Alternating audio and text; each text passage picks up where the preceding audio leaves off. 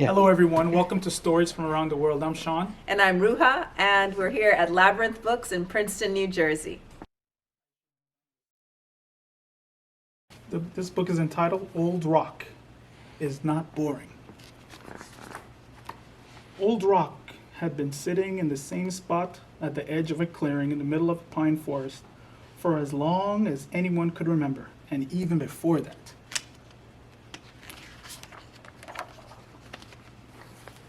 Being a rock seems awfully boring, said Tall Pine.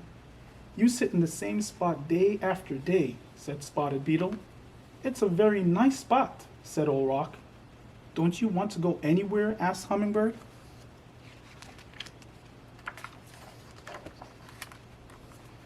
I've flown all over the world and sipped the nectar of exotic flowers. I would surely be bored if I could not fly.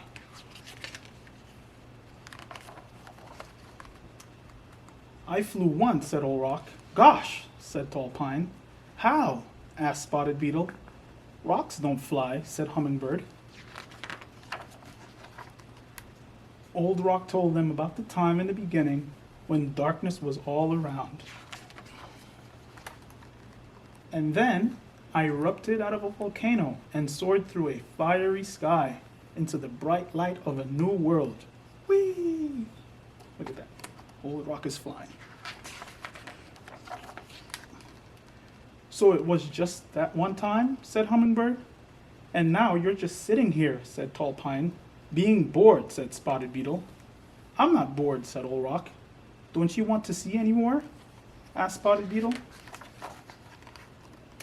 If I climb to the tip-top branch of Tall Pine, I might see a deer moose nibbling seeds in a nearby tree, or watch ships sailing across Big Lake.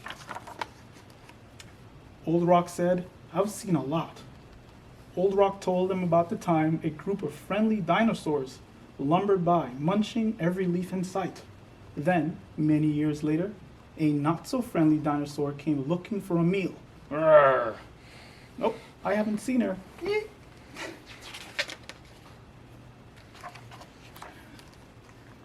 Time passed, things changed, and the world chilled. Oh, look at that. Which wasn't too bad because Old Rock took a ride in a glacier and toured the land. Look at Old Rock in the ice.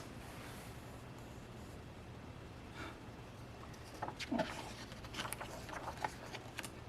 Once the glacier melted, it left me perched on top of a ridge, and I could see the place where the sky touches the sky, or the earth. Sorry. My, you have seen a lot, said Spotted Beetle. How unusual, said Hummingbird. Yes, but that was ages ago, said Tall Pine. Aren't you bored now? Don't you want to move? My limbs flutter gently in the breeze and dance wildly when the wind blows. I've never danced, but I'm pretty good at doing somersaults, said Old Rock. Old Rock revealed that after teetering on the ridge for a while, the ground rumbled, and I tumbled and stumbled down, down, down into the valley. Ooh.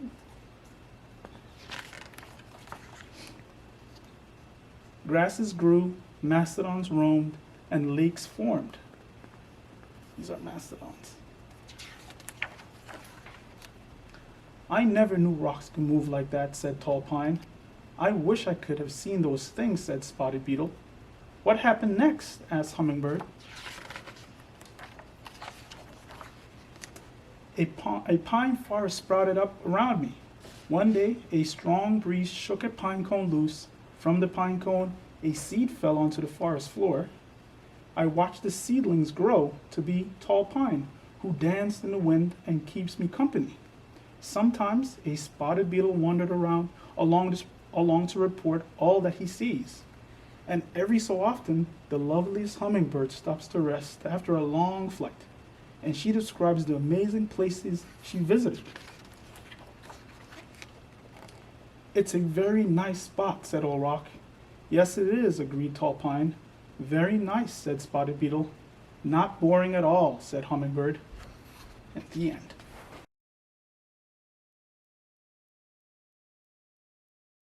first story I'm going to share with you today is called Fly, Eagle, Fly, and it takes place in South Africa. And so for the occasion, I wore a necklace that I actually got in Johannesburg, South Africa.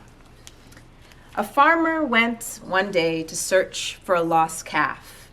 The little herd boys had come back without it the evening before, and that night there had been a terrible storm.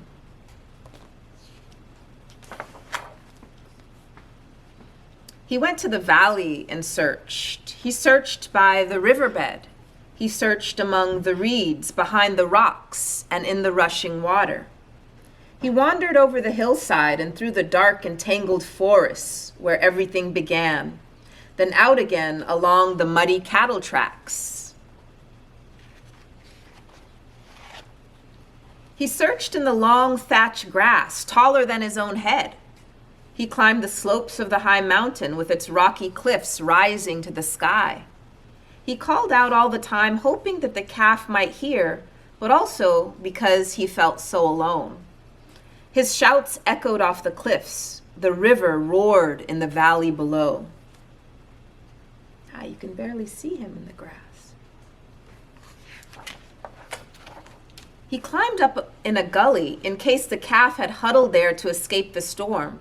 And that was where he stopped. For there, on a ledge of rock, close enough to touch, he saw the most unusual sight, an eagle chick, very young, hatched from its egg a day or two before, and then blown from its nest by the terrible storm. He reached out and cradled it in both hands. He would take it home and care for it. And home he went, still calling, in case the calf might hear.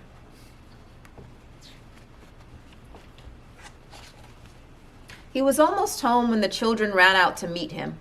"The calf came back by itself," they shouted. He was very pleased. He showed the eagle chick to his wife and children, then placed it carefully in the warm kitchen among the hens and chicks and under the watchful eye of the roosters. "The eagle is the king of the birds," he said, "but we shall train it to be a chicken." So the eagle lived among the chickens, learning their ways.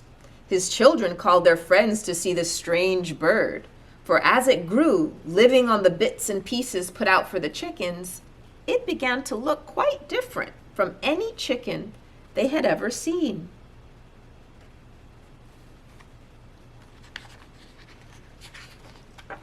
One day, a friend dropped in for a visit. He and the farmer sat at the door of the kitchen hut, smoking their pipes. The friend saw the birds among the chicken. "Hey, that's not a chicken. It's an eagle." The farmer smiled at him and said, "Of course it's a chicken. Look. It walks like a chicken. It talks like a chicken. It eats like a chicken. It thinks like a chicken. Of course, it's a chicken." But the friend was not convinced. "I will show you that that is an eagle," he said. "Go ahead," said the farmer. The farmer's children helped his friend catch the bird. It was fairly heavy, but he lifted it above his head and said, "You are not a chicken, but an eagle. You belong not to the earth, but to the sky. Fly, eagle, fly." The bird stretched out its wings as the farmer and his family had seen it do before, but it looked about, saw the chickens feeding, and jumped down to scratch with them for food. "I told you it was a chicken," the farmer said, and roared with laughter. Next day, the friend was back. "Farmer," he said, "I will prove to you that this is no chicken, but an eagle. Bring me a ladder." With the large bird under one arm, he struggled up the slippery thatch of the tallest hut. The farmer doubled over with laughter. "It eats chicken food. It thinks like a chicken. It is a chicken." The friend, swaying on top of the hut, took the eagle's head, pointed it to the sky, and said, "You are not a chicken, but an eagle. You belong not to the earth, but to the sky. Fly, eagle, fly." Again, the great bird stretched out its wings. It trembled, and the claws that clasped his hand opened. "Fly, eagle, fly," the man cried. But the bird scrambled out of his hand, slid down the thatch, and sailed in among the chickens. There was much laughter. Very early next morning, on the third day, the farmer's dogs began to bark. A voice was calling outside in the darkness.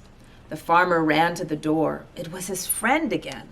"Give me one more chance with the bird," he said. He begged. "Do you know what time it is? It's long before dawn. Are you crazy?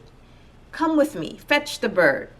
Reluctant, the farmer went into the kitchen, stepping over his sleeping children, and picked up the bird, which was fast asleep among the chickens. The two men set off, disappearing into the darkness. "Where are we going?" asked the farmer sleepily. "To the mountains where you found the bird." "And why at this ridiculous time of the night?" "So that our eagle may see the sunrise over the mountain and follow it into the sky where it belongs." They went into the valley and crossed the river, the friend leading the way. The bird was very heavy and too large to carry comfortably, but the friend insisted on taking it himself. "Hurry," he said, "or the dawn will arrive before we do."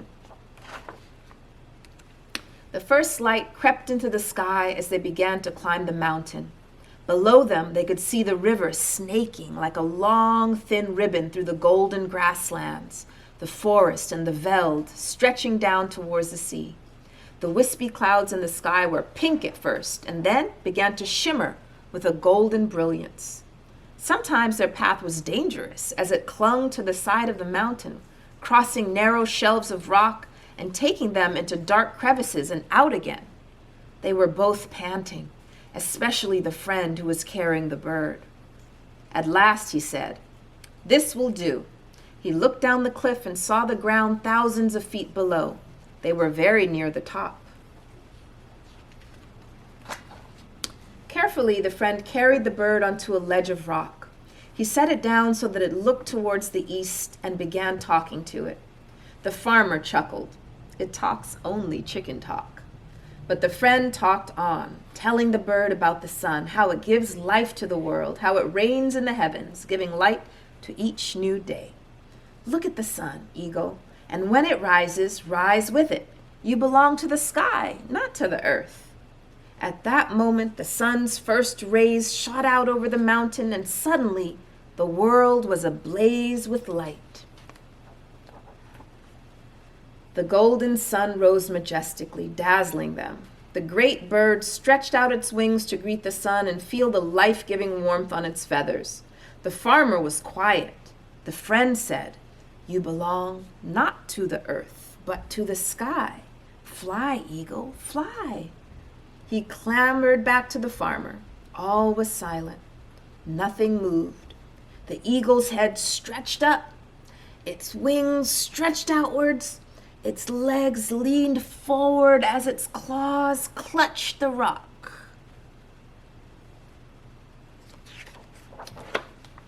And then, without really moving, feeling the updraft of a wind more powerful than any man or bird, the great eagle leaned forward and was swept upward, higher and higher, lost to sight in the brightness of the rising sun, never again to live among the chickens. The end. And that's Fly, Eagle, Fly. The title of this book is We Are Water Protectors.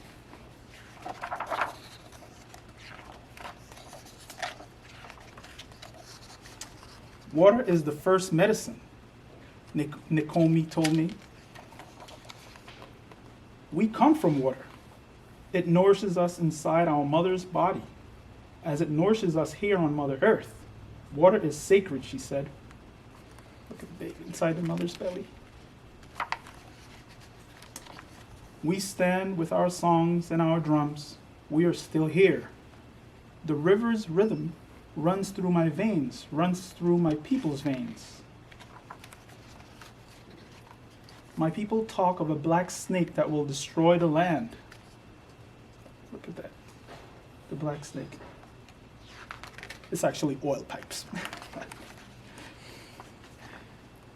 It will spoil the water, poison plants and animals, wreck everything in its path. Look at that. See all the animals running away? When my people first spoke of the black snake, They foretold that it wouldn't come for many, many years. Now the black snake is here. Its venom burns the land, courses through the water, making it unfit to drink. Oh, look at it. Take courage. I must keep the black snake away from my village's water. I must rally my people together. Oh, she's brave. To stand for the water, to stand for the land, to stand as one against the black snake. We stand with our songs and our drums. We are still here. It will not be easy.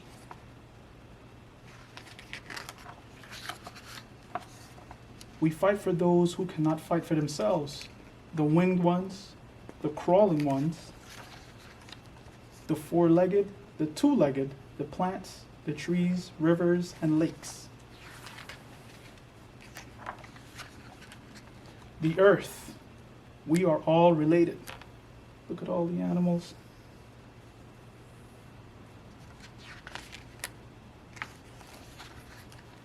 Tears like waterfalls stream down, tracks down my face, tracks down my people's face.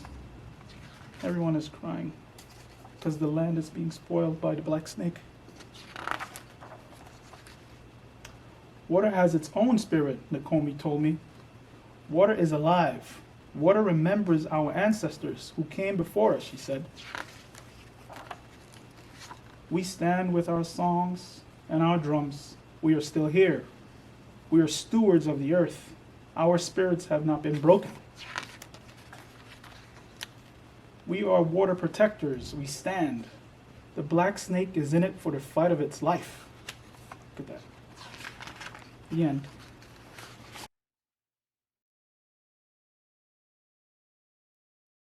So the next story is called Walter, the Farting Dog.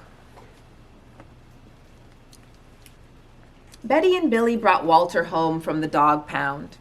Nobody wanted him, said Billy, but we love him, said Betty.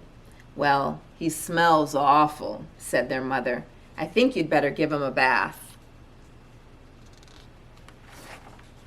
Mother walked in and said, he still smells awful. And that's when they got the first clue, the telltale bubbles in the water. He's probably just a little nervous, said Mother hopefully. His stomach must be upset. But Walter's stomach wasn't upset. Walter's stomach was fine. He felt perfectly normal. He just farted a lot.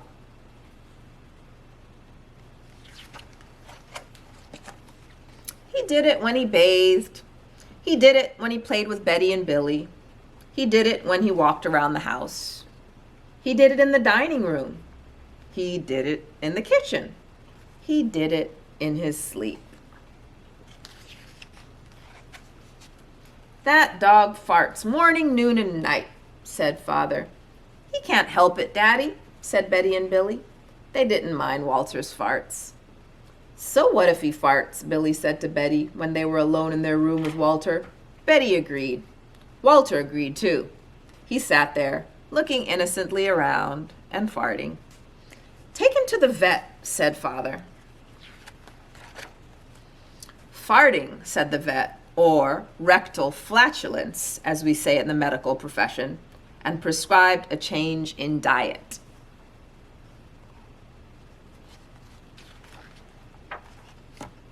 They gave Walter every kind of dog food.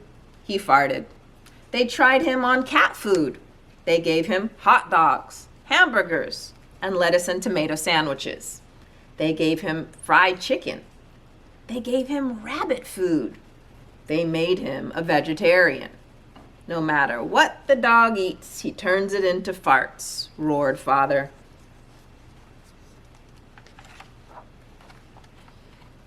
Walter got the blame for everybody else's farts, too. If Uncle Irv let one slip, he just went and stood near Walter. Then all he had to say was, Walter, and everyone would look at poor Walter. He has to go back to the pound, said Father. No, Daddy, please, begged Betty and Billy. Don't send Walter away. He goes tomorrow, said Father. They pleaded. Walter farted. It was all over. That night, Betty and Billy cried in their beds, and Walter looked at them unhappily. Oh, Walter, said Betty, you've got to stop farting, because Father's going to send you back to the pound tomorrow, said Billy.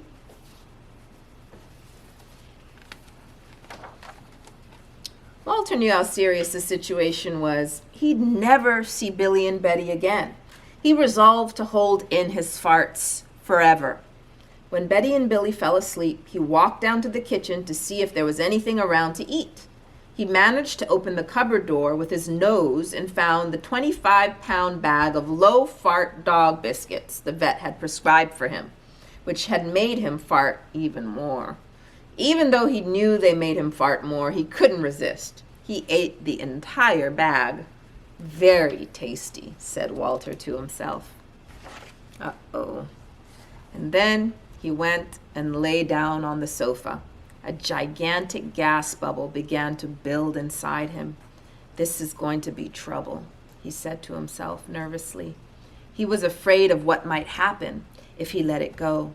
He thought maybe the house would explode. So he kept it in. It wasn't easy. In fact, it was torture. But he had resolved never to fart again. His future depended on it. As he lay there with his tail wrapped tightly between his legs, he heard a noise at the window. Knock, knock. He watched it slowly open. A pair of burglars came through. They dropped silently into the kitchen. Watch out for the dog, said one of the burglars. He won't bite, said the other. He's a wimp. Walter might have bitten them, except he was so filled with gas he couldn't move. They tied a rag around his snout so he couldn't bark. Okay, whispered the first burglar. Let's clear this place out. They took everything they could get their hands on. Walter wanted to stop them, but he was having unbearable gas pains. He rolled on his back and waved his paws in the air. He gnashed his teeth. We've got it all, said the second burglar. Let's go. That's when Walter let it fly. It was the worst fart of his life. It made a tremendous noise and shot right across the room. A hideous cloud filled the air. The burglars clutched their throats, unable to breathe. With tears in their eyes, they raced for the window. They tried to grab their bag with all the valuables in it, but their arms were too weak. Let's get out of here, they ran. They jumped out the window and ran up the block, choking and gasping for air. Still blinded by Walter's attack, they stepped into the headlights of an approaching police car. Hold it right there, said the policeman. When Father and Mother came down in the morning, they found the open window, and they saw the bag with their valuables in it, and Walter was sitting beside it. He still had the rag tied around his snout. You'd have to say he looked heroic. He saved the silverware, cried Mother. He saved the VCR, cried Father. Good dog, Walter. You're our dog, even if you do fart all the time. And so the family learned to live with Walter, the hero dog. And that's the end of our tale.